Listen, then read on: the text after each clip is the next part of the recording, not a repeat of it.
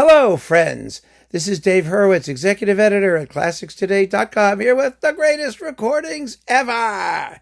And today I'm talking about, I love this disc. This is absolutely one of the greatest recordings ever. Not an opinion. It's an objective fact, like everything I talk about, right? Well, it's Rameau, Jean-Philippe Rameau Overtures by Christophe Rousset and Les Talens Lyriques on l'oiseau lyre. It's lots of French stuff. Yes, Rameau's overtures are amazing. First of all, you got to talk about the music. The performances are thrilling. The performances are absolutely thrilling, full of excitement and buoyancy and wonderfulness and coloristic awareness and all the things you want in this music. But we have to talk about it. Rameau was one of the great Baroque composers, of course, along with Bach and Handel. If you had to go to France and pick one, you would pick Rameau. He would be your guy. And the fascinating thing about Rameau is that he didn't start writing theatrical music. In fact, he didn't write tons of music generally until he was 50, when he came out with Hippolyte et Aricie, his first tragedy lyrique or tragedy, whatever, drama, whatever they call it in French. It was a revolution in the history of French Baroque opera, because French Baroque opera is its own universe. It's very different from Handel Baroque opera, Italian Baroque opera, which is what everybody else was doing. French Baroque opera is through composed, first of all. It does not have secco recitative separated by arias.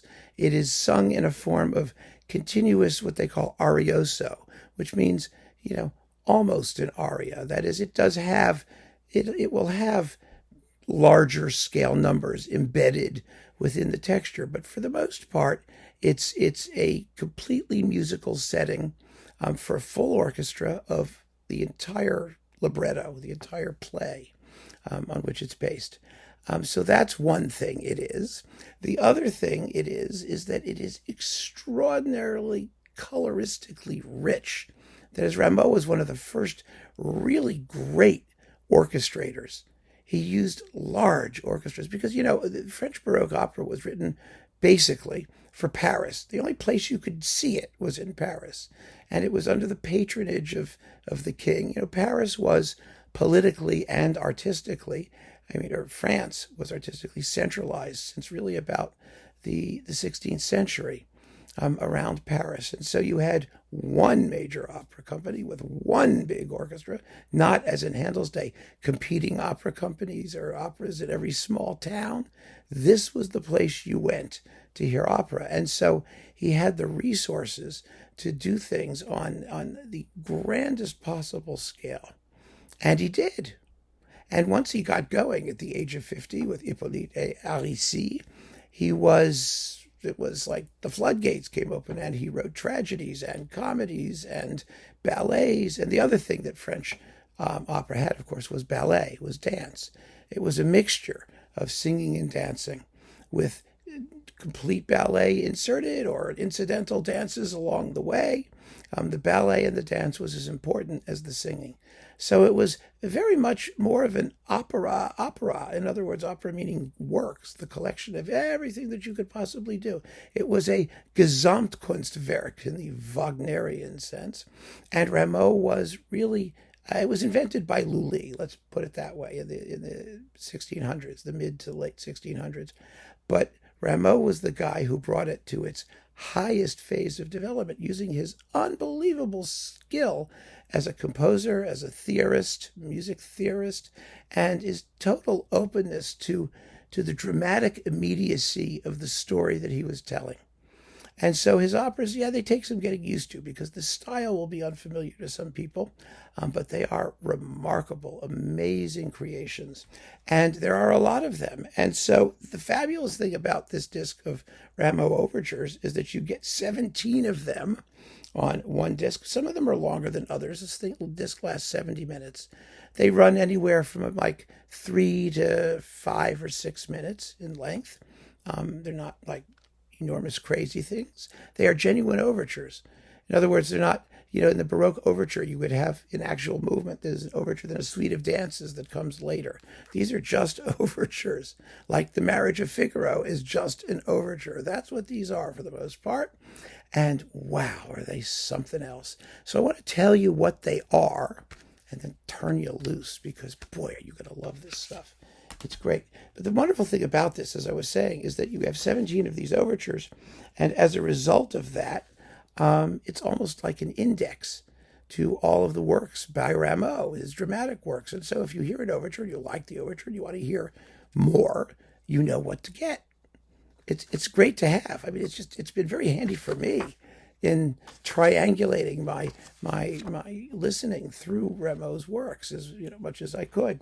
So we begin with Les Fêtes de Polymnie, the festival of polyhymny thingy, the muse of music or whatever. So that's one thing. Then we have Les Indes Galantes, which is fabulous ballet / opera thing, each one of which is a different New World entity, sort of, or primitive culture. Of course, it sounds perfectly French Baroque, but it's a wonderful piece. Then we have Zaïs, Castor et Pollux, one of his great, big, dramatic opera tragedy things. Sort of. Then Naïs, the overture to Naïs is my favorite thing on the disc.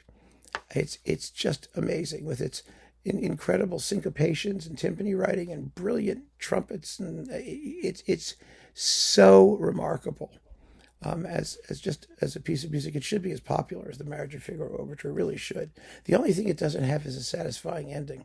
It kind of just stops at the end. You could add something maybe. It's just great. It's great. Then we have Platée, his comedy about a vain nymph who thinks that she is beautiful and gets relentlessly mocked and made fun of for 5 or 6 acts or 5 acts or whatever it is. Then we have Les Talens Lyriques, which comes out of Les Fêtes d'Hébé, which is the larger work, the Fêtes of Hebe. Zoroastra, I think that was his last, or one of his last works. Dardanus, which is a masterpiece. It exists in like 50 different versions, and it's hard to find the right one, because he rewrote a lot of these things. They were constantly being worked on for different productions with different performers, as was typical of the period. Then we have Les Paladins. Now here we have an overture with a minuet and an air gai. So you've got like the overture and dance concept, but the whole thing is only 4 minutes long, so it's not like extended. Then we have Hippolyte et Aricie, his first tragédie lyrique, or whatever it was. Le Temple de la Gloire, the Temple of Glory. Pygmalion, gotta have Pygmalion. Pygmalion's short. Pygmalion's like 40 minutes long. It's really more of a ballet than anything else. It's delicious. It's a wonderful place to start. If you don't know your Rameau, you could start with Pygmalion, especially because you know the story, right? The story is My Fair Lady. It's the guy who builds a statue and it comes to life, and it's essentially that's the story. And then we have Les Surprises d'Amour, and a bunch of that has a whole thingy here. Let's see, we have the prologue, and then we have Les Fêtes de Hymen, Fêtes of Hymen, and Hymen, that was my cousin, or my Uncle High. So we had High and Aunt Shirley. Les Fêtes Hymen et de l'Amour, and les Dieux d'Égypte, or the gods of Egypt. Okay? Then we have more from Les Surprises de l'Amour, from Act 1, the L'Enlèvement d'Adonis, the overture, which is marked le plus vite possible, as fast as possible. Rameau's exciting. He really is. Then an adagio thing, that's exciting. And then we've got, last but not least, A Cant et Cephise, ou La Sympathie, or Sympathy.